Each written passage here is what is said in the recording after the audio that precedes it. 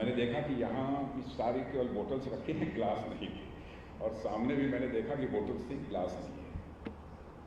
तो मैं सोचने लगा कारण क्या है। तो मुझे ध्यान आया कि हमारे पायलट्स चलते हैं तो पायलट्स प्रायः बोतल से ही पानी पीते हुए मैंने उनको देखा है। तो यही मैं कह रहा था एयर चीफ मार्शल चौधरी जी से, आप लोग बोतल से पानी पीते इसलिए गिलास नहीं रखी है। Air chief marshal G R Chaudhari, chief of air staff general Manoj ji Pande, chief of army staff, और हमारे मित्र deputy chief minister Haryana Shri Manoj ji Chautala, रक्षा मंत्रालय और हमारे आर्मी के सारे senior officers, leaders of industry from India and abroad, members from academia, मेरे मीडिया के मित्रों, देवियों व सज्जन,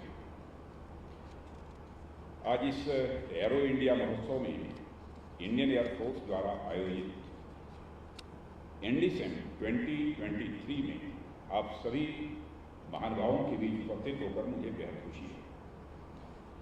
Indian air forces operational capability enhancement through आत्मनिर्भरता जैसे विषय पर हो रहा आज का यह सेमिनार न केवल अत्यंत रिलेवेंट है, बल्कि माननीय प्रधानमंत्री श्री नरेंद्र मोदी जी के विजन आत्मनिर्भर भारत के बिल्कुल अनुकूल भी है। यह सेमिनार भारतीय वायुसेना के आत्मनिर्भरता के प्रयासों को बढ़ावा देने में हेल्पफुल होगा, मददगार साबित होगा, ऐसा मेरा विश्वास है। इसके लिए मैं इंडियन एयरफोर्स और सेमिनार के आयोजन से जुड़े सभी लोगों को अपनी ओर से हार्दिक बधाई भी देता हूँ और आप सबको हार्दिक शुभकामनाएं भी देता हूँ। सबसे पहले मैं इंडियन एयरफोर्स को उसकी कर्तव्य परायणता के लिए बधाई देना चाहूँगा। अभी हाल ही में हमने सीरिया और टर्की में भूकंप के कारण हुए महाविनाश को देखा है। इसमें बड़ी संख्या में जान माल के नुकसान की खबर आई।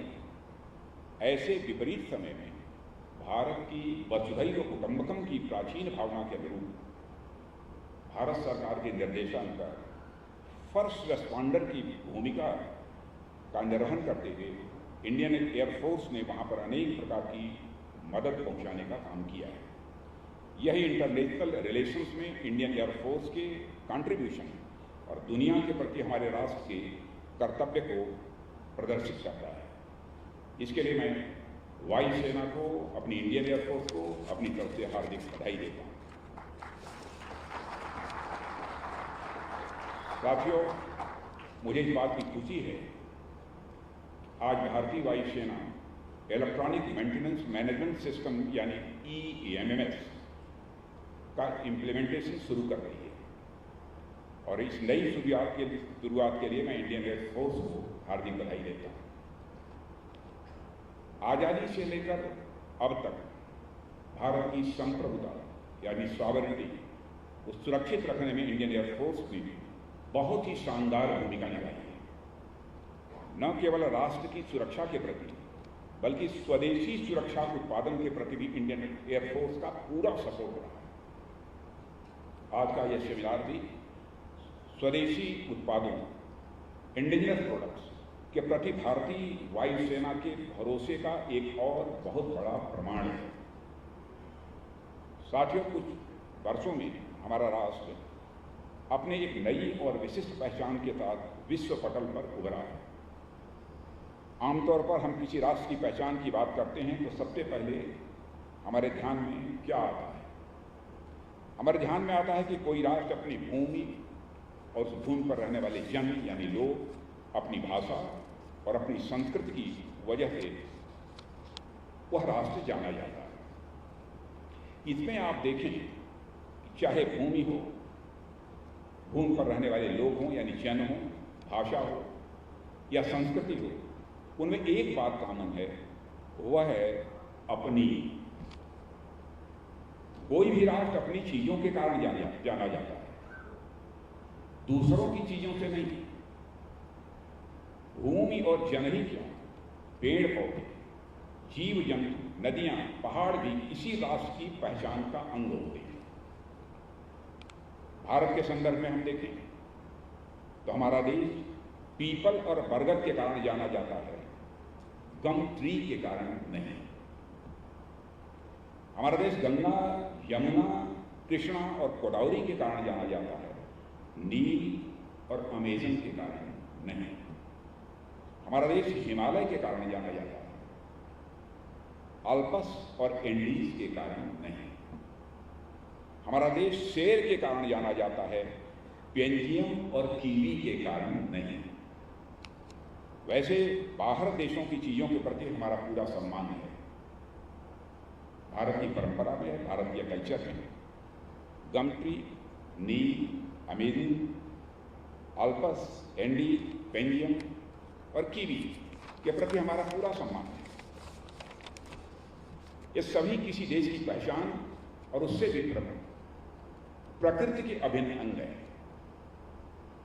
इनमें से कुछ चीजें हमारे देश में और हमारी कुछ चीजें बाहर के देशों में पाई भी जाती हैं, इससे इनकार नहीं किया जा सकता।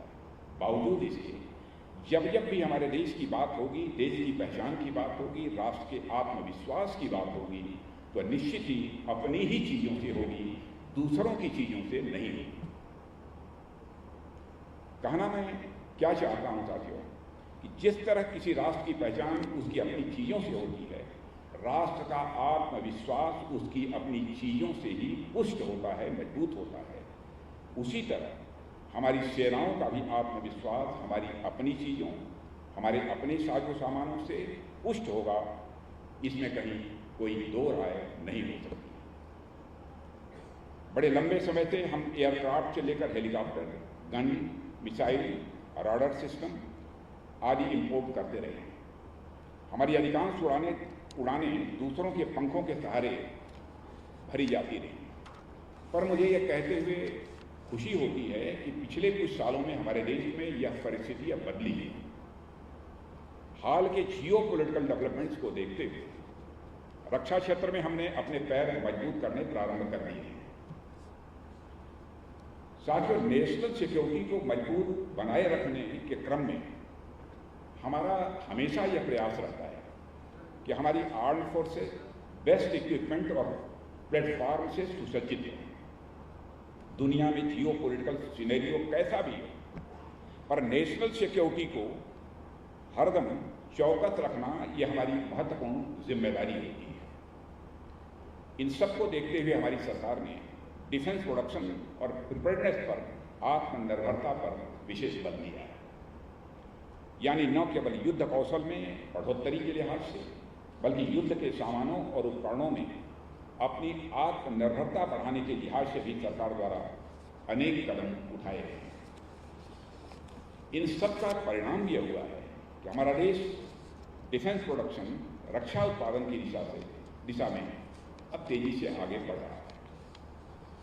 हमारी एयरफोर्स के संदर्भ में मैं कहूँ तो अभी कुछ समय पहले सरकार द्वारा 15 लाइट कम्बैट हेलीकॉप्टर प्रचंड के ऑर्डर के बारे में आप सभी अच्छी तरह अवगत हैं।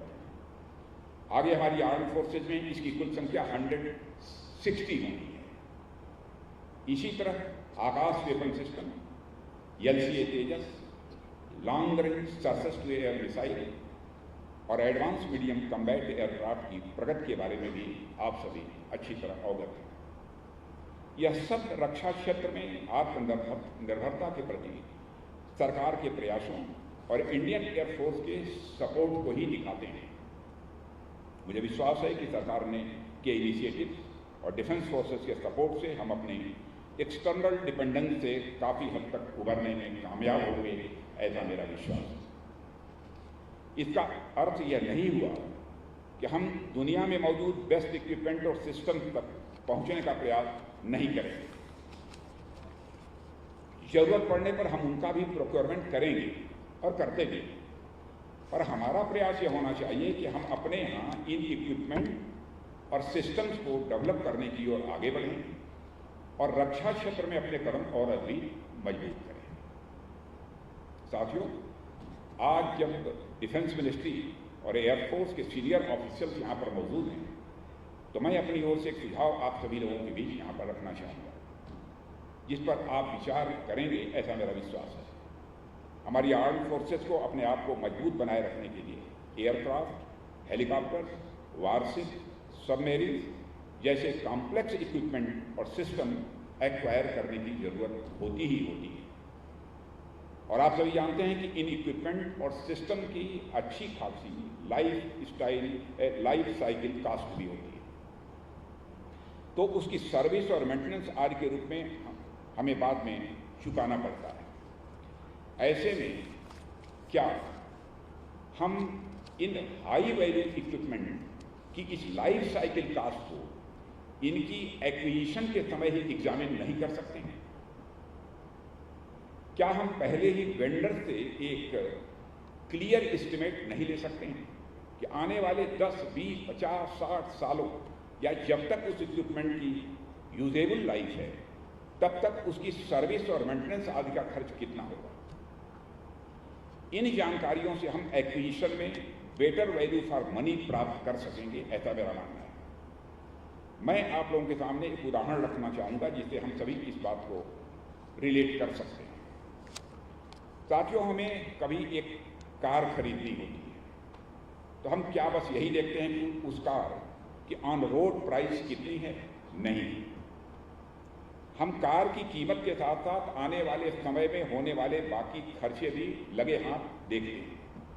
मसलन एक गाड़ी माइलेज कितना देगी, उसकी मेंटेनेंस कास्ट कितनी पड़ेगी, पोस्ट डिलीवरी सर्विस कितने की पड़ेगी, मार्केट में उसके स्पेयर पार्ट्स की अवेलेबिलिटी है या नहीं है, और अगर है तो उसकी कास्ट किस रेंज में होगी, आदि आदि। इन सब सारी चीज़ों पर हम विचार करते हैं। ये सब देख लेने के बाद हम किसी कार के बारे में अपना अंतिम निर्णय लेते हैं। कार तो फिर भी बड़ी चीज़ है। मैंने दफ्तरों में एक छोटे से प्रिंटर लेने के लिए पहले लोगों को बड़ा सोच विचार करते हुए देखा है कि कोई ऐसा प्रिंटर ना आ जाए जिसकी बाद में सर्विसिंग में दिक्कत आए, या ऐसा प्रिंटर ना आ जाए कि खरीदते समय तो उसकी कास्ट कम पड़े पर बाद में उसके कार्ट्रिजेज लेने भारी पड़े। यह सब सोचना भी चाहिए, यह अच्छी बात है। तो अगर इन छोटी छोटी चीज़ों का सौदा करते समय हम उसकी पूरी कुंडली निकाल सकते हैं, तो इतने कॉस्टली डिफेंस इक्विपमेंट और सिस्टम्स को एक्वायर करते समय क्या हमें उसके भविष्य के बारे में नहीं सोचना चाहिए? तो मैं चाहूँगा कि आप लोग इस बात पर विचार करें कि हम इस प्रकार की खरीदों के समय इक्विपमेंट की लाइफ साइकिल कास्ट की जानकारी भी ले सकते हैं क्या? यह आपको विचार करना है। यह हमें अनेक प्रकार से सहायक हो सकता है, मेरा ऐसा मानना है। इससे हमें किसी इक्विपमेंट के लगभग ओवरऑल फाइनेंशियल इंप्लीकेशन के बारे में पता चल सकता है, और इसका लाभ केवल कास्ट तक ही सीमित नहीं है। इसका लाभ केवल कास्ट तक ही सीमित नहीं है, बल्कि इससे हम यह भी आकलन कर सकेंगे उस पर्टिकुलर इक्विपमेंट में इंडिजिनस कंटेंट का कितना लेवल है, कितना स्तर है। अभी हम किसी इक्विपमेंट को एक्वायर करते समय उसमें इंडिजिनस कंटेंट की तो जांच करते हैं।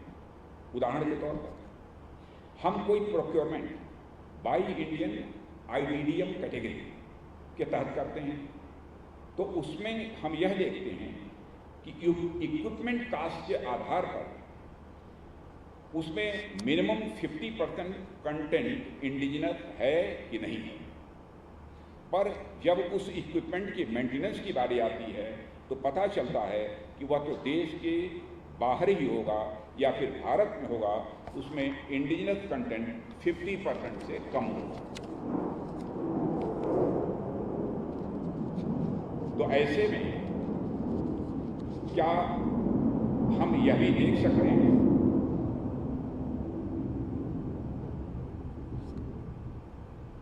ऊपर तो अपनी ही जहाज है, तो ऐसे में क्या हम यह भी देख सकते हैं कि इक्विपमेंट की प्रोक्योरमेंट कास्ट में मिनिमम 50% इंडिजिनस कंटेंट ही नहीं बल्कि मेंटेनेंस और सपोर्ट में भी 50% इंडिजिनस कंटेंट हो, तभी सही मायने में हमारा एक्विजिशन बाई इंडियन IDDM होगा और हमारी आत्मनिर्भरता की यह राह स्वाभाविक रूप से प्रशस्त होगी। इस चीज से एक और बात जुड़ी है जिसका मैं यहाँ जिक्र करना चाहता हूँ। और वह है हमारे देश में एमआरओ की स्थिति, मेंटेनेंस, रिपेयर एंड ओवरहाउल। एमआरओ निश्चित ही आज के समय में देश की सबसे बड़ी आवश्यकताओं में से एक है। जिस तरह से किसी इंसान को अपने स्वास्थ्य की देखभाल करने की जरूरत होती है, उसी तरह हमारे डिफेंस इक्विपमेंट और सिस्टम्स के स्वास्थ्य की देखभाल की भी जरूरत होती ही होती है। ऐसे में हमारे देश में एमआरओ की सुविधा का होना और उसकी बढ़ोतरी का होना यह वर्तमान समय में यह बहुत ही आवश्यक है। और हमारी सेना के लोग अपना सब कुछ दांव पर लगाकर हमारी सुरक्षा करते हैं, और एमआरओ से जुड़े लोग इक्विपमेंट और सिस्टम्स के मेंटेनेंस के माध्यम से हमारी सेनाओं की रक्षा करने में सहायक होते हैं। इसलिए एमआरओ से जुड़े लोगों को मैं हमारे रक्षकों के रक्षक के रूप में मैं देखता हूँ। इसलिए हमारा देश आने वाले समय में एमआरओ हब के रूप में उभरे, इसके लिए हम सभी को सम्मिलित प्रयास करने की जरूरत है। मैं इस मंच से सभी देशवासियों को आश्वस्त करता हूं कि राष्ट्र की रक्षा हमारी सर्वोच्च प्राथमिकता है और इसे सुनिश्चित करने के लिए हम पूरी तरह से प्रतिबद्ध हैं। और मैं पूरे विश्वास के साथ कह सकता हूं कि आने वाले समय में जल्द ही दुनिया में मिलिट्री पावर समेत जब भी सुपर पावर्स की बात होगी तो भारत का नाम सबसे पहले गिना जाएगा। और हमारी वायुसेना न केवल सुरक्षा के क्षेत्र में बल्कि आत्मनिर्भरता के क्षेत्र में भी लंबी और ऊंची उड़ान भरेगा, ऐसा मेरा विश्वास है। इस अवसर पर इत्यादि कुछ न कहते हुए मैं इंडियन एयरफोर्स को अपनी तरफ से हार्दिक बधाई देता हूं और इस सेमिनार की सफलता के लिए आप सबको अपनी हार्दिक शुभकामनाएं देते हुए यही अपना निवेदन समाप्त करता हूं।